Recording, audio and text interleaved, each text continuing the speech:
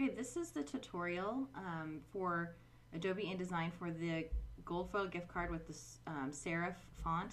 So when I'm referring to that template, I am going into the Design for the Template shop. This is the template that you purchased, and this is the tutorial that you'll be following. I'm in Adobe InDesign, which is the program that I highly recommend you use for this template. Not all of my templates are quite this advanced, but this one is particularly more complicated because it is a fully text template. And the process in which you go through to print these with Moo requires that you use a vector-based program, which is what Adobe InDesign is. Photoshop is a pixel-based program, and it can't handle some of the features and little tricks that you have to do to the text in order to print with it, so that you can print in gold foil. So if you're using, if you're choosing to use the Photoshop version, I would say you would need to print with the gold text over a solid color, because you'd have a better chance of getting a cleaner transfer of the gold foil.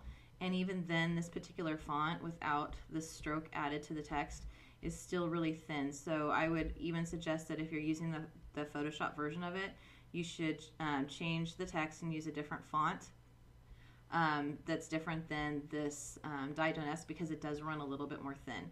It works for all the other templates because we're using ink to print with it, but this particular template uses gold foil to print and get that nice shiny look, and we have to do a couple of things. So take a chance on InDesign. If you don't have it, we can download a free trial from the Adobe website. So go to adobe.com, click on Creativity and Design, click on View All Products, and scroll down to Adobe InDesign.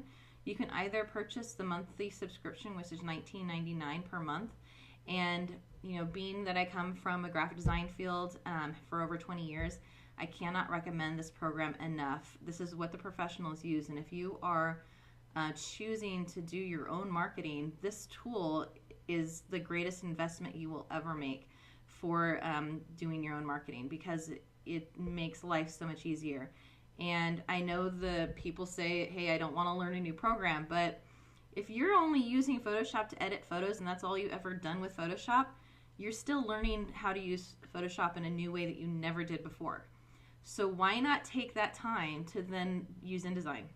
If you're using my templates, you're not doing this from scratch. Pretty much everything is done for you. You're just adding pictures. You're just maybe changing fonts and changing colors and adding your logo. And that stuff is so easy to follow along with me on. And I'm making tutorials every single day now so that you can follow along with me and get your marketing done as fast as possible. So take the time to either download the free trial, which is probably about, I think it's like a 7-day, maybe maybe less, just a few days. But that's still long enough for you to go in and edit these gold foil templates. At the very least, use it for this particular template. Okay, so one of the tricks that I, as a graphic designer, do with these types of templates, especially for the gold foil, because of the way that that process is used to print these things, the fonts have to be really, really thick. And I don't want to buy a different font just for this one template. So we can go into InDesign, and using the type tool, which looks just like the one in Photoshop, this little T, you can move your cursor and select just this line of text, open up the stroke panel, and if you don't have it open, you can find it under the window menu and just go down to stroke, or Command F10 on your keyboard shortcut if you're on Mac. And we're going to go over to the weight and change this and add it a 1-point stroke to that text. Now in the preview, before we outline this, it's going to look really thick and it looks a bit messy, but do not worry about that.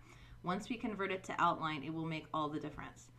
I'm also going to select this text down here. Right now in the template, it's a Venar black. You can change this to any font you want.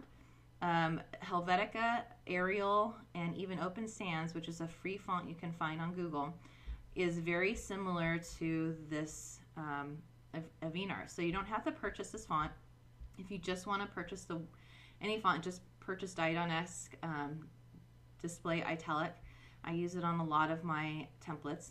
And you can even find another font on your computer that looks similar to this, like Times Roman or Bodoni 72. Gaudi is fairly similar. But anything with these little footers on them, these are called serifs, and they add a little bit of a different kind of look to a font. These down here, where they don't have these serifs on, these are called sans serif fonts. So if you want to customize your gift cards to match your branding, you can change any of these fonts very easily. In InDesign, as opposed to Photoshop, where you can change the fonts with a dialog box. So it's in the Type menu. Click on Type at the top and click on Find Font. This is going to open up another dialog box that has a list of all the fonts you're using in your template. And there are a couple of rogue fonts in here. I don't even use Minion Pro, so I'm not really sure where that one's hiding, but it must be in there somewhere. But anyways, you can select on any font here and change it to any font you have in your computer, or any font that you've loaded from a font website. So Avinar Black we can change to Open Sans. So I'm going to click on Find First, this little button right here under the Done menu, and it's going to find the first page with the first usage of that font. And then I'm going to click on Font Family to replace it with, and I can type in Open Sans. And because this is Avinar Black, that means it's a very bold font. I'm going to choose an equivalent, which would be Open Sans Bold. And once I've selected that, then I can click Change All, and it will change every use of Avinar Black throughout the entire document. So I'm not just changing it on this particular page, it's changing it on all the pages in the Pages menu. So if I had 6 pages on here, which I think I do, but it's hidden by the stroke panel, it's changed Avinar Black everywhere to Open Sans Bold. So you can go through every single one of these fonts, click on Find First, locate that font, and then it's going to, then you change it to whatever the equivalent is to the, you know, Open Sans or Avinar, I'm sorry, Helvetica or Arial that you want to. And then when you're done with all of those things and you've replaced and changed all those fonts, you can click Done. And now all the fonts are changed on your entire document. I'm going to click Command Z because I want to go back to the Avinar font that I had on here. I hope that didn't confuse you, but I mean, what an awesome feature. Can't you imagine doing that with your magazines and changing them all the pages all at once? I mean, how much easier is that than Photoshop? I mean, that alone, it would convert me. So anyway, so now that I made the changes to that, I can actually change the denomination of this card to, as if I don't want it to be 200, I can change it to 1,000 or 500, whatever. I can also make multiple versions of this and change them all and make them $100, $200, $300, whatever you want. Going into the Pages panel, and if you don't have that open, you can find it under the Window menu. Just go to Window to Pages, or Command F12 on your keyboard shortcut for your Mac. And I'm going to go into the Options button, which is at the top right-hand corner of the Pages panel, and it looks like a little square with 4 lines in it. If I click on that, I slide on over to Insert Page. That's going to open another dialog box, and we can choose how many pages we want to add. I want to add 3 pages. I'm going to place them after page 4. I'm going to click OK. So you can either copy and paste, so select all of this stuff and copy, edit to copy, click on the next page, the blank one, and click Edit to Paste, and then move it into place. Or what I'd rather do, I'm going to hit Command Z a couple times, just go back to my original. I can just duplicate this. So I'm clicking on page 4, going to the Options menu, and I'm going to duplicate this spread. And it just duplicated that file right here. So I'm going to click on page 7, which is our duplicate, and move it next to or below 4. So if you can't see this, what's happening is I am moving this, clicking this and moving it up, and it's giving me that little page icon with the hand. And once I see that little line appear next to page 4, that means I have it, it will move, and I'm just going to release it, and now it's moved it below page 4. So now I have 2 duplicate $200 gift cards. I'm going to click on the Type tool, and I'm going to highlight number 2 and just change it to 500. And it's that simple. You can keep on doing that. Go to the Options menu at the top of the Pages panel, and duplicate that page 2, move it up below the document you're working on, and then change that to a different denomination. Now it looks like my text is actually deleted, but it's not. It's just hiding inside this text frame. So what I'm going to do is click on the Move tool, and I'm going to grab an anchor for the text box, and I'm going to click and drag it out. I'm going to keep on going until that little plus sign, and there you go. Now my text has popped up there, and it's a little big for this spot, so I'm just going to make it a little bit smaller. Actually, you know what? I'm going to adjust the kerning first and see if that works. So I'm going back into using the Type tool. I'm going to highlight a couple of characters that have a lot of space between them. There's a lot of space between the $sign and the $sign and the comma. And I'm going to go into my character panel. And if you don't have that open, you can find that under the Type menu. Just go to Type to Character, or Command T on your keyboard shortcut. I already have it open here, so I'm going to click on that. And I'm going to go to kerning. Now the kerning, if you didn't catch on there, is the space between two characters. So the $sign and the number 1, that space between there is what we're adjusting. So I'm going to go over to this little spot on the character panel where it says VA and these little right and left arrows, and I'm going to click on the drop down menu. And I usually start with -50. And if that's not enough, I'll go all the way to the extreme and set -100. So now my $sign and my number 1 are closer together, but my comma and the $1 are not. So I'm just going to highlight the comma and the number 1. And the furthest option is -100, but I can actually manually put this in. So I'm going to highlight that and make it -150. And that's brought those things closer together, but now it's too close to the 0. So I'm going to highlight the comma and this first 0 and set that to 0 on the kerning. And still not quite enough, not enough space there to fit it in. So we're still kind of butting up to this T on here, but we can move this over to just at the edge of our safe area. Now the safe area for text is this pink line right here. But you'll notice that I have some text going over the edge. This is just a graphic element. I love the look of text going off the edge of a paper and it gets trimmed off right here. You can still tell that this is a D. There's enough of this character left right here that you can see that there is a D. Hang on one second, sorry about that. But there's still enough of the D right here that you can see that it says card, and same thing with the word gift. You're just cutting off a little bit of that G, but you can still tell it's there. I also did this because I wanted the font to be as big as possible so that it printed really well, because I wasn't adding a stroke to this. So, but for this particular line of text, I want to keep this as close to the safe area as possible. I can go a little further past it, but I wouldn't go any more than about right here. This is about the halfway point between the safe area and our trim line. So you could click on this text box using your arrow key and just move it over just a little bit. So again, that's the furthest I would go for this particular one. Or we can select this text, and instead of making it 36-point type, we can just drop it down a couple of points. I'm going to go down to 33 and then use our Move tool to select the text box and move it back over to the left-hand side.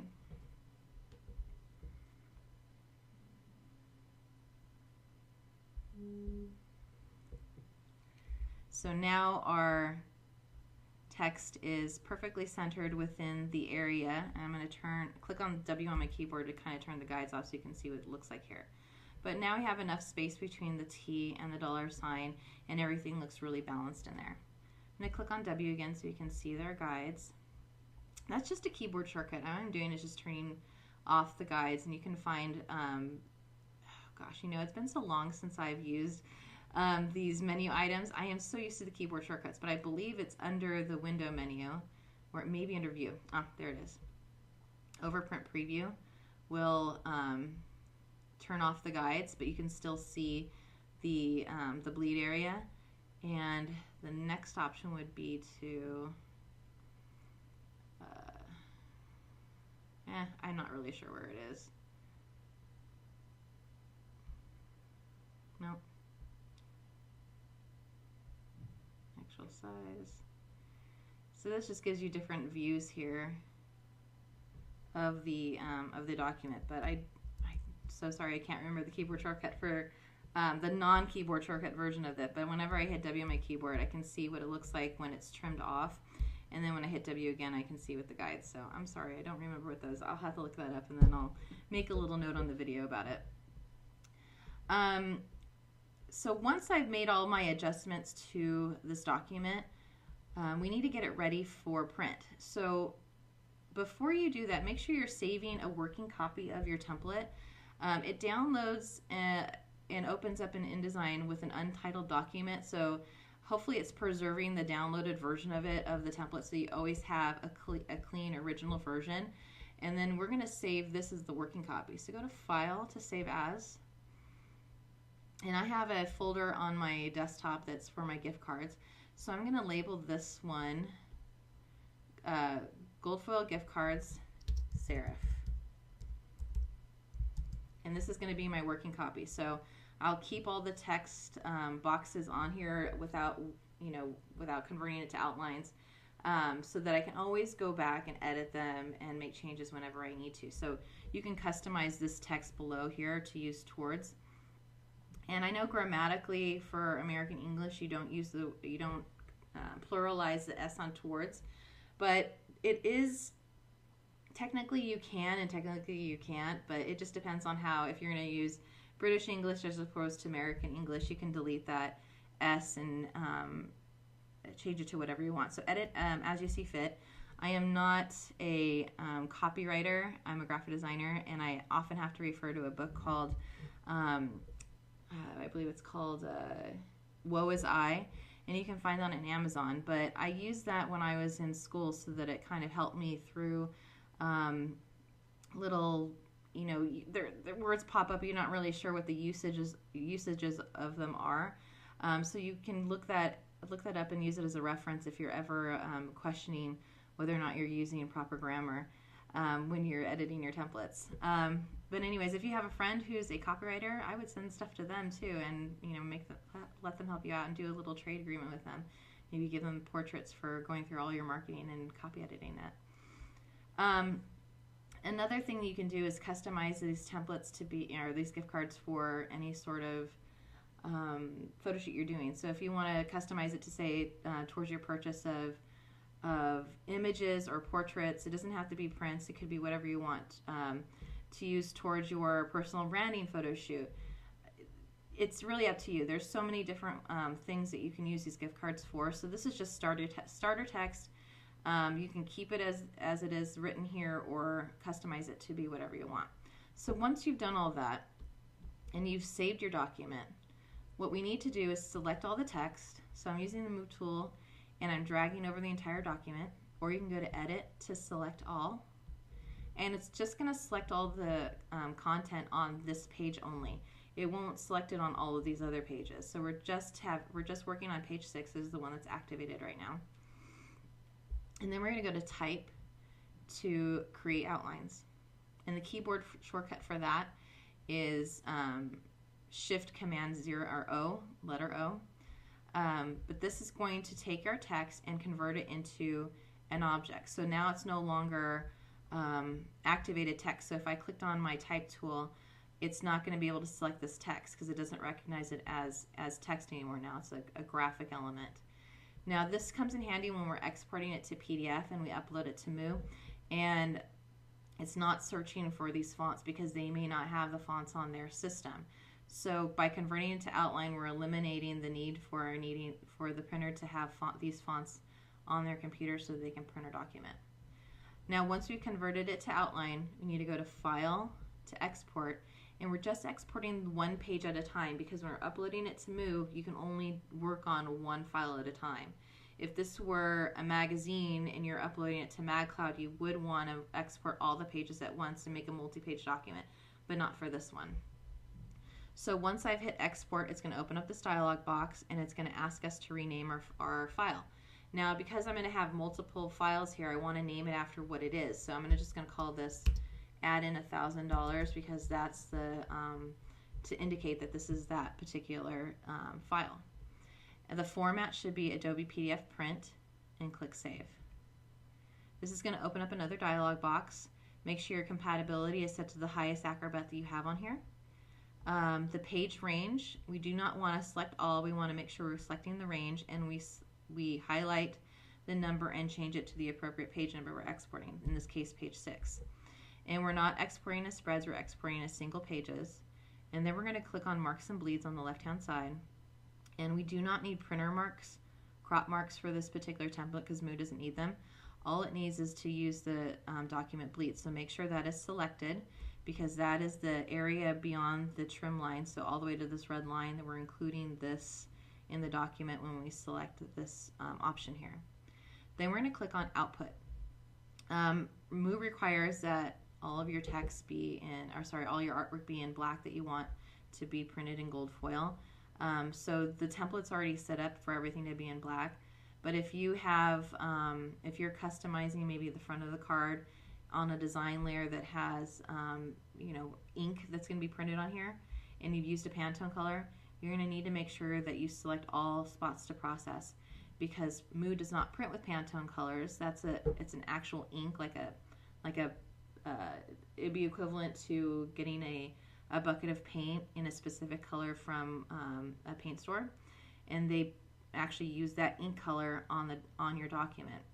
But we're doing 4-color process, so we needed to convert all of our Pantone colors to 4-color process, and this is the item you would choose there.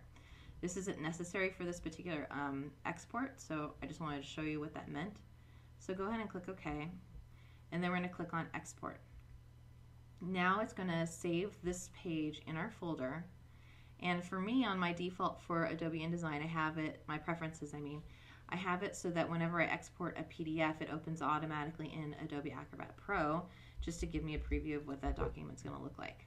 And I don't need that open, so I'm going to hit Command Q to quit out of that program. And I'm going to go back into InDesign. Now I want to turn off or go back one space so that I don't have this text and outlines, because I don't want to accidentally save it and it's not editable anymore. So I'm going to hit Command Z just to go back to the text box version of that template. Now to go back into the page 1 so that we can customize that as well. I've also added a disclaimer page for this particular template, which you can customize as well. All you have to do is click on the type tool and select this text, and you can change the color from what I have set here as gray to any color that you want. I'm going to click on my swatch panel, and if you don't have it open, you can find it under the window menu. I'm sorry, under the type, yeah, sorry. I was right. Under the window menu. Sorry, I always have my default open to have all these swatch panel, or sorry, these panels open all the time. So if you need to find your swatch panel, you go to Window to Color and then move over to Swatches. And that will open up this particular panel. I have it set at charcoal gray 75%. You can select this and add any color you want. Go to the Swatches option button, which is the one on the top right hand side with the 4 lines. If you click on that, then click on New Color, Swatch. This is where you would add in your Pantone colors. So if you don't have a Pantone color but you know the CMYK mix, you can type it in manually here. Just select the numbers and then type it in manually.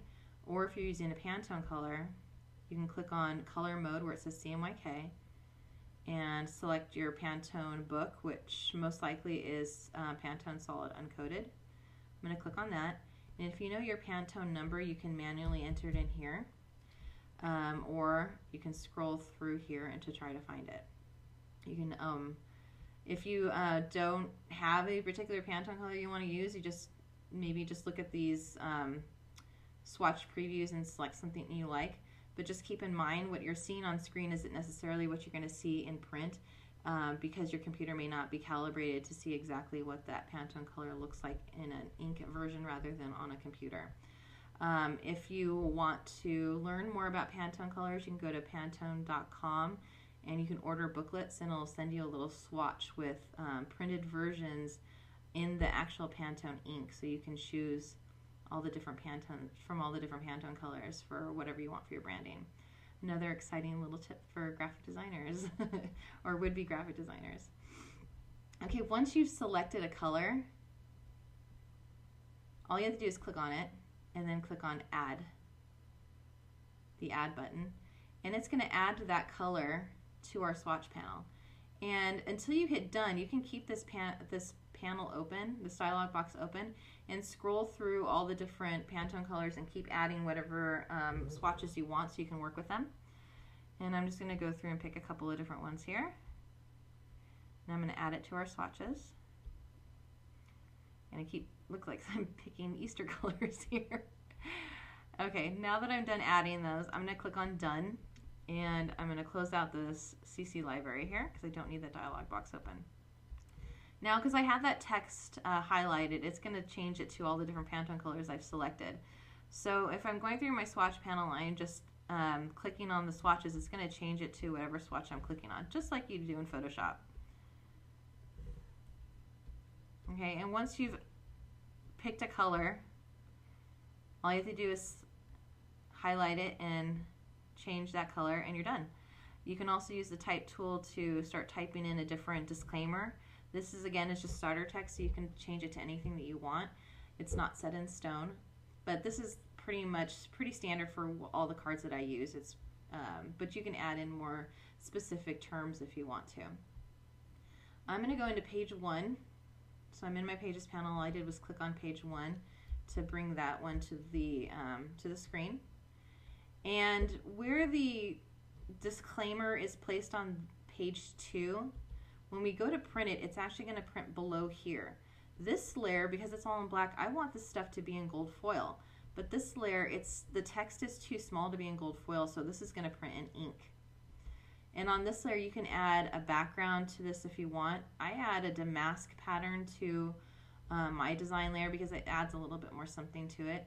You can also choose to do a solid color instead with white text on this. And again, this is going to print in ink. And you can select this gray box that I have pre-designed on here, go into your swatch panels, and change the color of that background. So when you go to print this, the gold foil layer, this will print in gold on top of this color, and then you'll have your disclaimer below that. So that's just another little, another great feature about using InDesign and using that gold foil option with the design layer. So you can really customize these and make them look really, really beautiful. So back onto page 1, you're going to have to replace this placeholder logo. So just click on that and delete it. And I've always designed my logos in Adobe Illustrator. Adobe Illustrator is another vector program. And I keep a little page with all the different variations of my logo. I have 2 different fonts that I kind of switch back through. And then I have different color setups for that. My icon and the color swatches I use and my fonts always here. And this is the damask pattern I was talking about that I purchased from iStock Photo. I'm going to zoom in on this so you can see it. I'm just hitting my Command and Space bar, and my little spyglass pops up, and it allows me to increase the size of whatever it is I wanted to zoom in on.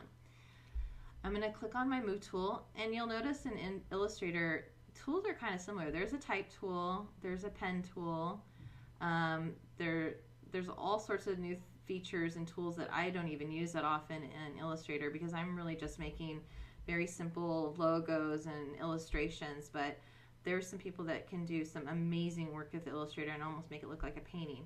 And if you want to learn more about how to use Illustrator, I would suggest going to lynda.com. But I'm going to make some video tutorials about how to create a logo in Illustrator, and just keep a lookout for those. It'll be on my Vimeo page. So all I'll need right now, since I already have the stuff designed, is using the Move tool. So that's the very top of the Tools panel. It looks like a black arrow. I'm going to click and drag it across my damask pattern. And then I'm going to go to Edit to Copy. And then I'm going to go back into InDesign. I'm sorry. Oh, I don't need that open. That's weird. And then I'm going to go back into InDesign. No, oh my goodness.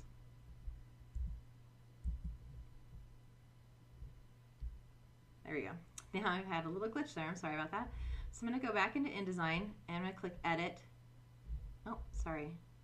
I'm clicking on the damask pattern. I skipped ahead of myself. I'm going to go into page 2 and I'm going to put my damask pattern in here. And I'm just going to paste it. So I hit Command V to paste it. And sorry, my computer's taking a little bit of time. Got a lot of programs open, plus I'm recording the video at the same time, so it's just going to take a few minutes.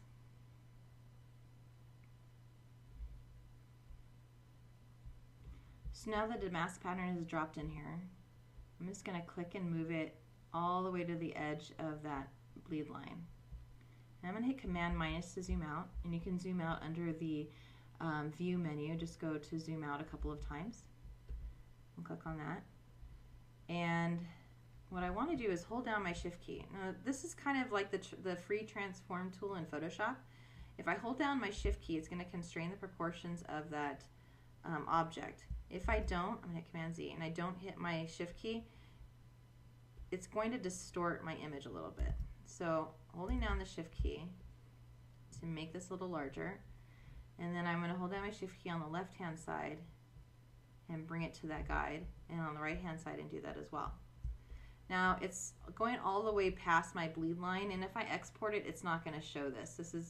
But it does bother me. I like to have a clean look when I'm designing. So I'm going to select that damask and hit Edit to Cut. Then I'm going to go over to my Tools panel and click on my Rectangle Frame tool. And then I'm going to click and drag across all the way from one bleed line to the other. And that's going to create a box that I can place my graphic in. Then I'm going to go to Edit to Paste in Place, or Paste Into. And now it's going to paste our damask pattern within a graphic frame so that it's the exact size of our document. Now I'm going to move it so that it's behind my text. So I'm going to go to Object, to Arrange, Send Back. And I can't see my text over this damask pattern, so what I want to do is open up the Effects panel and reduce the opacity of this particular object. If you do not have your Effects panel open, you can find it under the Window menu to Effects. I do have it open already, so I'm going to click on that to activate it. And I'm going to select this graphic frame tool that has our damask pattern in it, and I'm going to lower the opacity of this. So I'm going to drop it down to 10%. And that's just enough to kind of give a ghost image of that damask pattern, and now I can see my text on top of that. I don't think the pink really matches very well, so I'm going to go into my swatch panel and I'm going to select my gold 872 and make sure it's set to 100% tint. And now I'm going to have, I can have a kind of a brown, it looks brown on here, but it's technically metallic gold. But it would only print metallic gold if I use that Pantone ink. But again, we're doing 4-color process with mousse, so it's not necessary. So maybe instead I'll choose the charcoal 75 and maybe lower it to 50%. 50% tint. So it's just going to lighten that text just a little bit. So now when I go into page 1, this contact information, which is going to be in gold foil, and my logo, which I need to place on here, will be in gold foil over this ink layer, this design layer. So back into Adobe Illustrator, I'm going to zoom out so I can see everything, and I'm going to select my logo. I already have a version of my logo that's created to outlines. If I took this logo, because it's not already converted to outlines, it's going to give me a little trouble in design. So what I want to do is select the logo that's converted to outlines, and then I'm using my Move tool to select it just like we did the damask pattern. I'm going to go to Edit to Copy, and then I'm going to go back into InDesign, and I'm going to hit Edit to Paste. Now it's pasted a version of my logo. It's already converted outlines into InDesign. And it's not in black, so I need to go to my swatch panel and select black, and make sure your fill is the one in the foreground and not the stroke. If you click on this, it'll change and give it an outline, which we don't need. So I'm going to click on None to turn that stroke off, and click on the Fill button to bring it to the foreground. So now that my logo is in black, I just need to enlarge it to fit it into the space. I'm holding down my Shift key, and make sure your Move tool is selected. I'm grabbing a corner and I'm just enlarging my logo, holding down the shift key to constrain the proportions of it. You can either manually put it in place, but I like to have my smart guides up so that it tells me exactly when I've hit the center of my document. You can also center it with whatever is in your file. I like to set text boxes to the exact width of my safe area so that if I have any objects there, I can multi-select them and use my align tools, which are at the top of my menu, and if you don't have them open, you can find it under window, to, where is that? Oh, under object and layout, and click on align, and your align panel tools will open up. Since mine are already here, I'm just going to click on the horizontal center, and it's going to make sure that everything is aligned centered to my document. Make sure you use your type tool to customize the contact information on here. Oh, it's converted to outline somehow.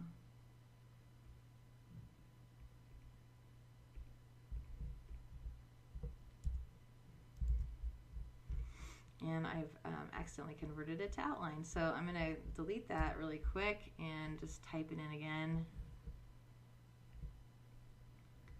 So I'm going to put in my website.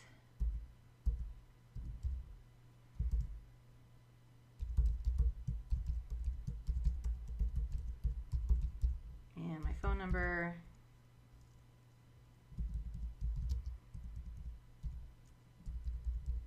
And hit Command A to select all that text, or you can use your cursor over, and I'm going to align the paragraph centers to center. And if you don't have paragraph open, you can find it under the type menu and just click on paragraph.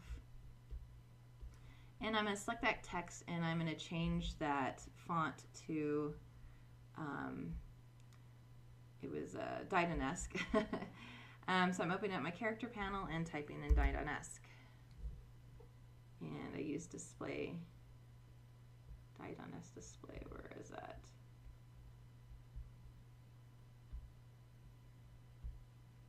There we go, display.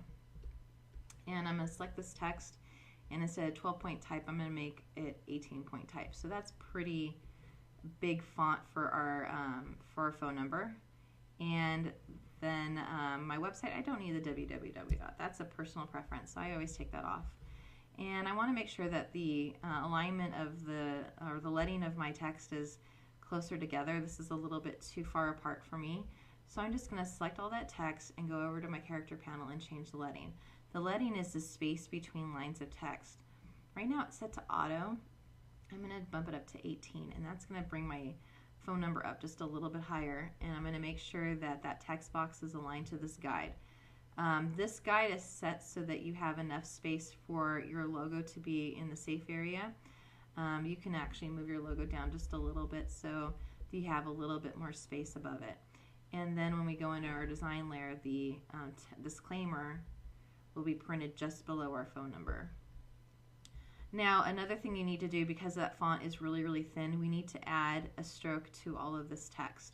So you just use your type tool, select that font, or select that type, click on the stroke panel, and we're going to add a 0.1 stroke to that, or maybe 0.75 stroke. And maybe for this one, I'll add a 0.5. And again, it looks really, really messy, but when we convert it to outline, it's going to thin that out just a little bit. So this is the preview. And we're going to save our progress here. And then I'm going to select this text and go to Edit Type to create outlines. And now our font is just thick enough so that it's going to have a great transfer on our gold foil. If you don't like the space between that, just hit Command Z, and I can open up this font just a little bit so there's a little bit more space. I'm going to click on the character panel, and I'm going to adjust the kerning. And remember, the kerning is the space between the characters.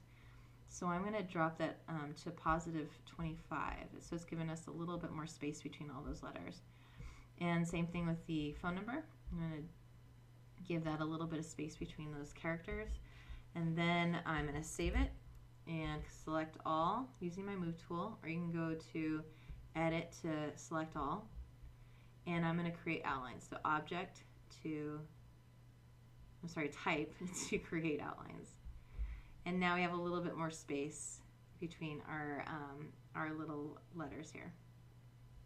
And again, we're going to have to export this file again. And I noticed that my my logo is going to have the same issues here. I'm going to go back into Illustrator and add an outline to my font. You can do this in Illustrator as well, which is pretty awesome. So I'm going to select this line of text with the type tool. Come on. This is not outlined. What's going on here? There we go. Add a little gush there. And I'm going to select that text and add a stroke to this as well.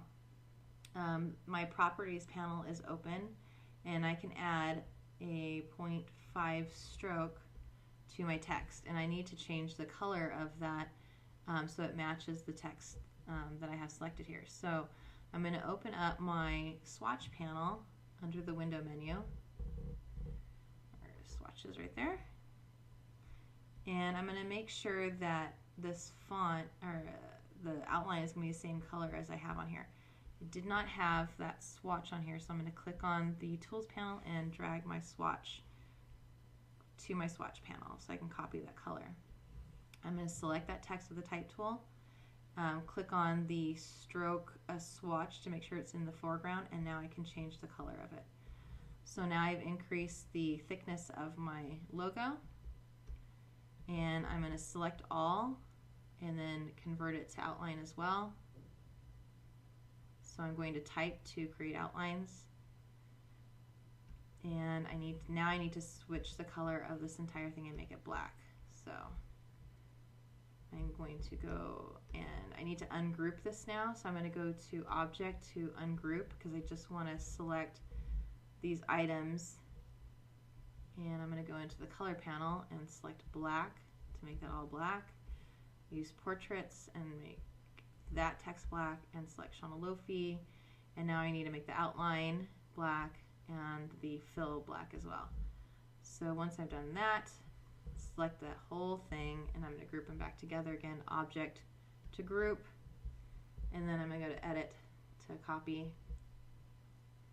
and go back into Adobe InDesign, or sorry, Illustrator. Sorry, InDesign here. I was right the first time. I'm going to delete this logo that I placed here already, so I'm just using my Move tool to select it and click Delete. Then I'm going to go to Edit to Paste, and now the thicker version of my logo is in here. And it came in a lot bigger, so I'm just going to reduce the size of that. Using my Move tool still, holding down my Shift key, I'm just going to reduce the size of my logo. And then I'm going to make sure it's in the center of my document and move it down with my arrows on my keyboard. Alright, so now we should have a nice clean artwork to upload to Moo, and it will transfer the foil really, really nicely now. Now that we're ready to send this to print, I've outlined this font already. I'm going to go to File, to Export, and I'm going to rename this file Front, because this is our front of our card. And again, the format's going to be Adobe PDF Print, and click Save. Our page range is going to change to 1, because this is page 1. And because we've already exported, all of the other things that we changed should still be there in the same settings that we last used. But just double check them, make sure your highest compatibility for Illustrator's there, or sorry, InDesign is there.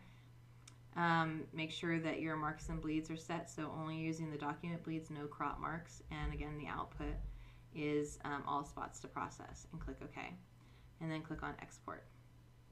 So now we're just exporting page 1.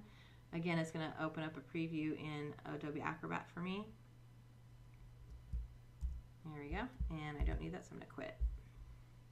And you just need to do the same thing, exporting each page one at a time. So I'm going to make sure you hit Command Z to go back to the original text before I converted it to outlines, and I didn't replace that logo, so I'm going to paste that in there again and reduce the size of my logo.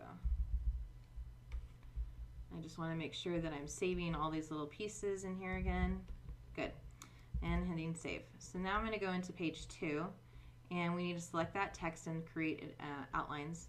So I'm going to the type tool, create outlines, and now we can export this page as well. So file to export, and we're going to call this design layer page 1.